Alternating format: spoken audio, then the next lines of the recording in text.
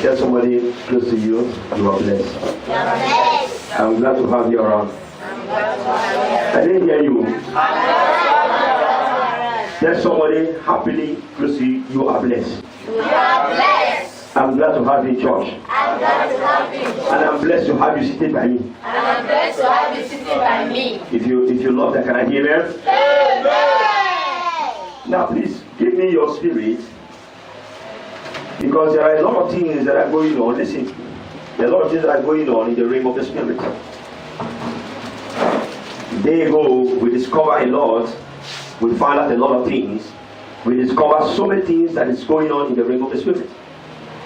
And that's one of the reasons why, as the Lord liveth, who has given us breath, we will continue to tell you the truth.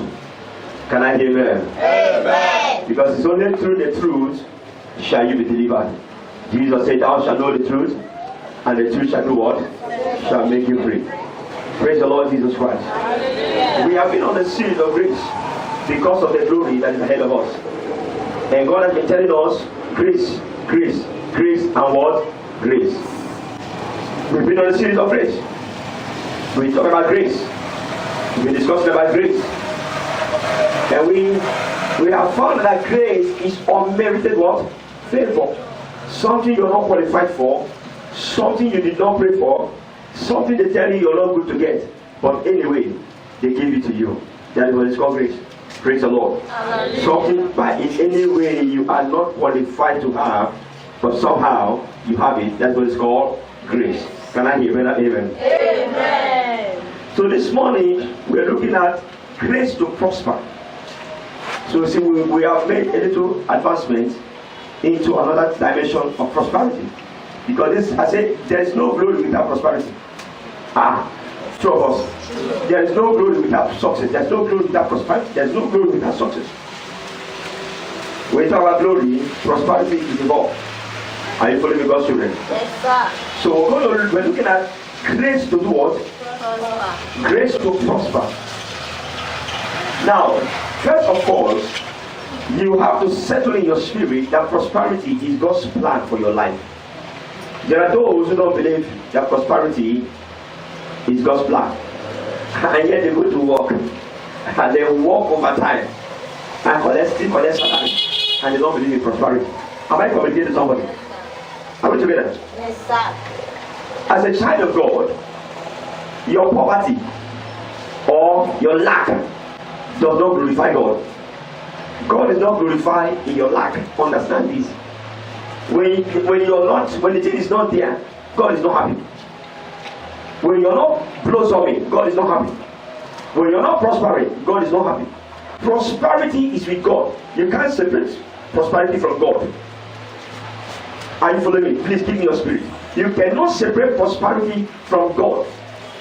Those who have had a dream of heaven, let them tell you how heaven looks like. If you haven't had a dream of heaven, read the Bible, Revelation.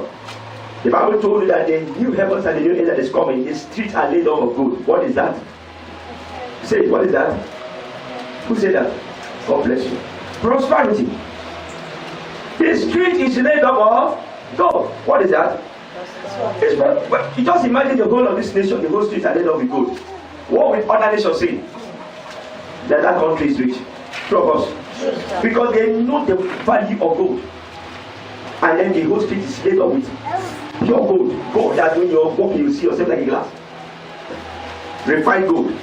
They used to buy the whole of your manhood. Is that not prosperity? You cannot separate wealth, prosperity from God. Trying to separate prosperity from God is trying to turn God into something else that He's not. God is a God of beauty. He's a God of plenty. And you know the one that sings Jehovah Jireh? My God shall supply all my needs according to His riches in glory. He will give His charge over me because Jehovah Jireh care for me. He is a God of prosperity, a God of all sufficiency, a God of beauty, a God of everything good. When you look at the angels, you know that God is a beautiful God. If you have seen an angel, even the one you see that is drawn on the paper is beautiful. Praise the Lord Jesus Christ. Hallelujah. Those who have seen married spirit, They say the thing is beautiful. It's very beautiful. Yeah, that thing was created by God. Does God do anything bad? God himself is beautiful. God himself is well. That's what makes beautiful to see. It's beautiful. The Bible says Satan is the most beautiful thing God has ever made. Satan is the most beautiful creature in the world. Satan is not ugly. Satan is very beautiful. Yet God created him. What is ugly in Satan is his character. His nature and character is ugly. But Satan is beautiful. Very beautiful.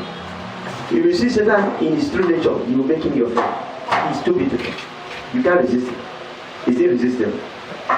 Praise the Lord. Hallelujah. He doesn't look frightening.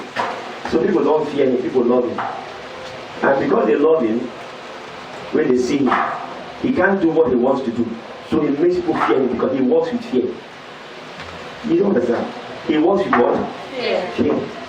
So he makes people fear him so that he can attack their spirit. Because if there's no fear in you, Satan cannot touch you. You need to understand. If there's no fear in you, Satan cannot touch you. If there's no fear in you, Satan cannot defeat you. So because he does not look frightening, so he tries to do himself wrong. Pray. Change his form. Have an animal head. Very ugly animal head. This is like costume. They are makeup. They are not real. He disguises himself. So that when he shows up, you know, like children that saw see masquerade for the first time. You know, when they see normal human beings, everywhere they go. The first day they will see masquerade. This one looks different from normal human. What will happen? They will scream, they will run. Why? Because this one is not normal. I have not seen this thing before. Are you getting that now? So that is how the devil is. So he disguises himself to make himself horrified and terrified, but he is not. What I'm trying to say here is this: that God is a God of beauty. Settle it in your heart, because something big is about to happen to your life. Amen. What you don't believe will not work for you. That's why we're preaching. We're preaching so that you will believe. So that in believing, it will work. That's why you come to church. You come to church to hear the word and to believe it. So that God can help you. If you don't believe it, God cannot help you. You must believe it. That's why we're preaching. And that's why we will not stop preaching. Because if you don't hear the word and believe it, God is not ready to help you. Because if God will help you, He will help you on the basis of what you hear and believe. That's the reason why the man who is not born again needs to hear the gospel of Jesus Christ and believe it and confess the Lordship of Jesus and be born again. If he does not hear anything, he's not going to be saved. The Bible says, how can they be saved except there be a preacher? Somebody must preach. That's what we're preaching. Preaching is important.